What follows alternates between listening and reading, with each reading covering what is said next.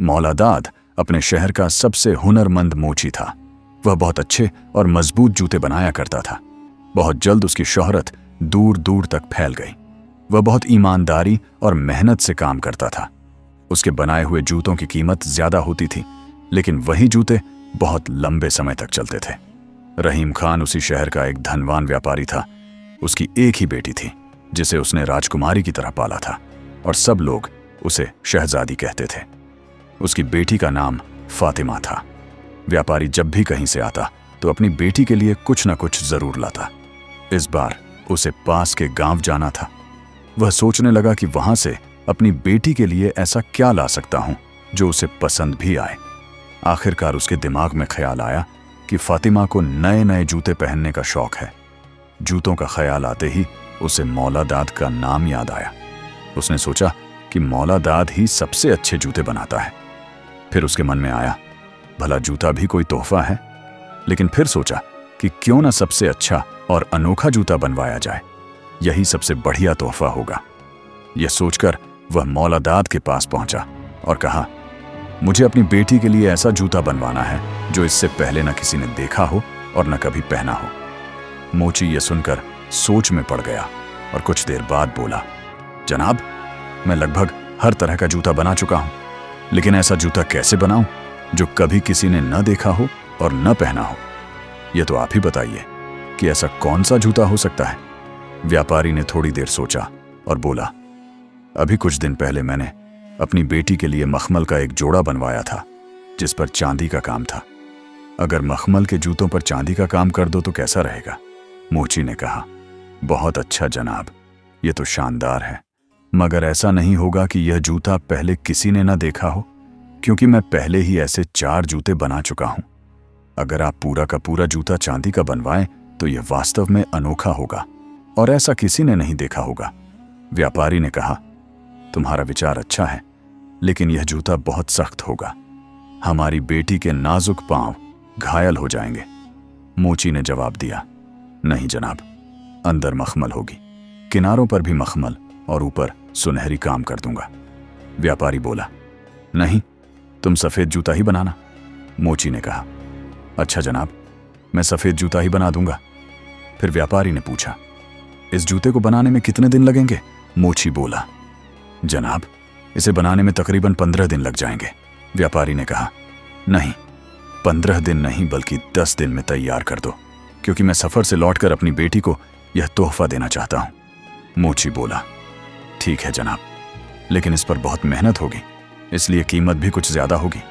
व्यापारी बोला, तुम कीमत की फिक्र मत करो, बस जूता अच्छे से तैयार करना। व्यापारी गांव वापस चला गया और मौलादाद ने चांदी खरीदकर काम शुरू कर दिया और उस पर सुंदर नक्शो निगार बनाए। फातिमा न सिर्फ समझदार थी बल्कि नेक दिल भी थी। अल्लाह ने उसे बहुत रहमदिल बनाया था।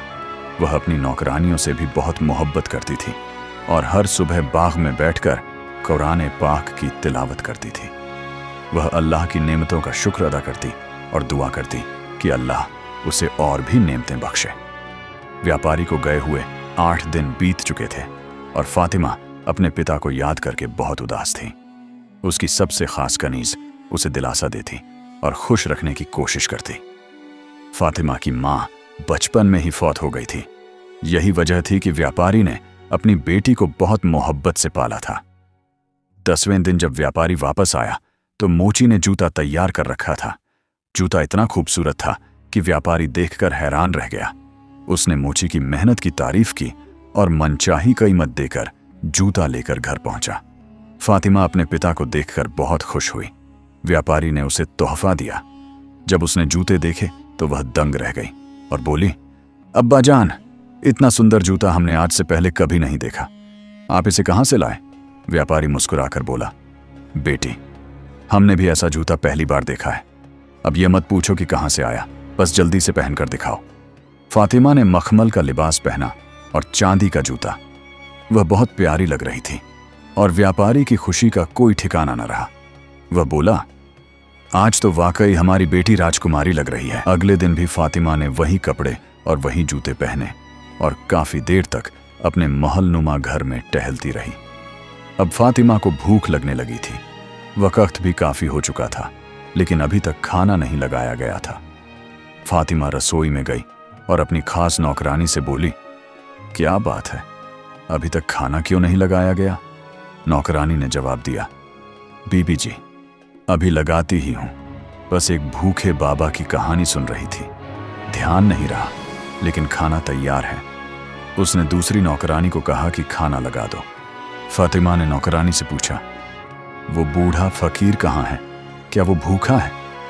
नौकरानी बोली, शहजादी बीबी, मैंने उसे खाना तो खिला दिया है, लेकिन उसका मसला कुछ और है। असल में वो आपसे मदद चाहता है। फातिमा बोली, अच्छा, तो हम खुद ही उससे पूछ लेते हैं। फातिमा घर से बाहर निकली और बूढ़े फकीर से पूछने लगी, आप क्या चाहते हैं बाबा? वो बूढ़ा आदमी बोला, मैं फकीर नहीं हूं बेटी, दरअसल मैं मजबूर हो गया हूं और ऊपर से एक और मुसीबत आ पड़ी है कि मेरी बेटी बीमार हो गई है। उसके पैर पर एक खतरनाक बीमारी लग गई है और हकीम का कहना है कि उसका इलाज एक दांत से ही हो सकता है। अगर वो न मिला तो जहर उसके पूरे जिस्म में फैल जाएगा। यह कहकर वो बूढ़ा आदमी रोने लगा।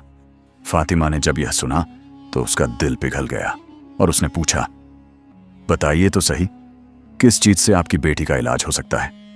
शायद मैं कुछ मदद कर सकूं। बूढ़ा फकीर बोला, बेटी, हकीम साहब का कहना है कि अगर चांदी के जूते से उसका पैर ढक दिया जाए तो इलाज मुमकिन है। अब आप ही बताइए, भला चांदी का जूता भी कभी होता है? अगर होता भी है तो मैं गरीब आदमी कहां से लाऊं? 3 दिन से भूखा प्यासा घूम रहा हूं। हकीम साहब चांदी का जूता चाहते हैं और लोग मेरा मजाक उड़ाते हैं। ये सुनकर फातिमा सोचने लगी, जरूर चांदी का जूता होता है, लेकिन मैं कैसे दे दूं? ये तो मेरे अब्बा ने मुझे बहुत मोहब्बत से लाकर दिया है। फिर उसके दिल में यह ख्याल आया कि यह तो बहुत खुदगर्जी है कि मैं अपने शौक के लिए ये जूता रखूं और उधर उस गरीब की बच्ची की जान पर बनाई है। क्यों ना मैं यह जूते देकर उसकी जान बचा लूं। एक बार उसके दिल ने कहा, जूता दे दो, फिर दूसरे पल कहा, मत दो। तभी उसे याद आया कि आज सुबह ही कुरान पाक की एक आयत पढ़ी थी, हम नेकी के जरिए अल्लाह तक तब तक नहीं पहुंच सकते जब तक अपनी कोई प्यारी चीज उसकी राह में कुर्बान न करें। यह याद करते ही उसका चेहरा खुशी से चमक उठा। उसने कुछ और नहीं सोचा। फातिमा ने अपने पैरों से चांदी का जूता उतारा, उसे उलट पलट कर देखा और वही जूता उस फकीर के हाथ में दे दिया और बोली, लो बाबा, जाओ और अपनी बेटी का इलाज करवा लो। फकीर ने जब यह देखा तो उसकी हैरानी की कोई हद न रही। उसने तो सोचा था कि शायद कुछ पैसे मिल जाएंगे या कोई छोटी सी मदद हो जाएगी, लेकिन उसे तो वही चीज मिल गई जिसकी उसे जरूरत थी। वो बोला, बीबी, क्या वाकई चांदी का जूता होता है? शहजादी फातिमा बोली, जी बाबा, होता है, और वो जूता सिर्फ मेरे पास है। बूढ़े फकीर की आंखों में खुशी के आंसू आ गए और वो जूते लेकर चला गया। फातिमा को दिल से सुकून और नेकी का इत्मीनान महसूस हुआ। वो यह सोचकर बहुत खुश थी कि उसने अल्लाह की खातिर अपनी प्यारी चीज कुर्बान कर दी और किसी की जान बचा ली।